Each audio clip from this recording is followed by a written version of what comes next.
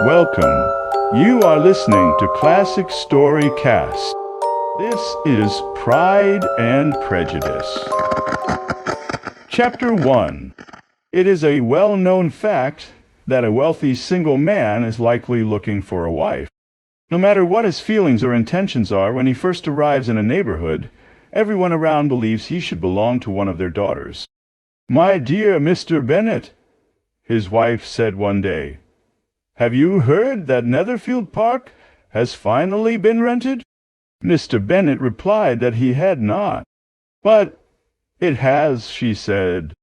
"Mrs. Long just visited and told me all about it." Mr. Bennet didn't respond. "Don't you want to know who rented it?" his wife asked impatiently. "You want to tell me, and I'm fine with hearing it." That was enough encouragement. "Well, my dear, Mrs. Long says that a young man with a lot of money from the north of England has taken Netherfield. He came down on Monday in a fancy carriage to see the place and liked it so much that he made a deal with Mr. Morris right away. He will move in before Michaelmas, and some of his servants will be there by the end of next week."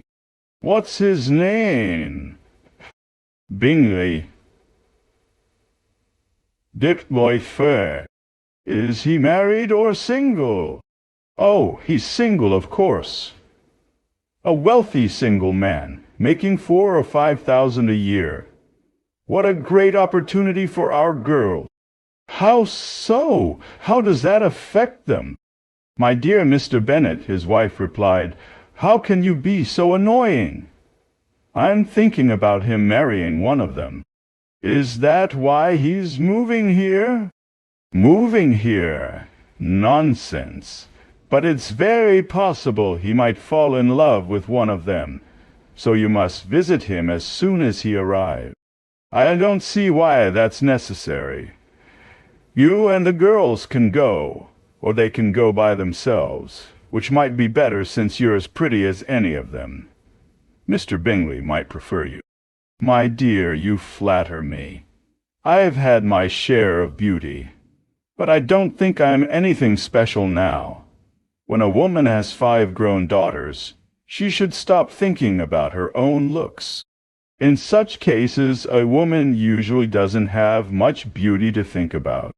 But, my dear, you really must go see Mr. Bingley when he comes to the neighborhood." "I can't promise that, I assure you.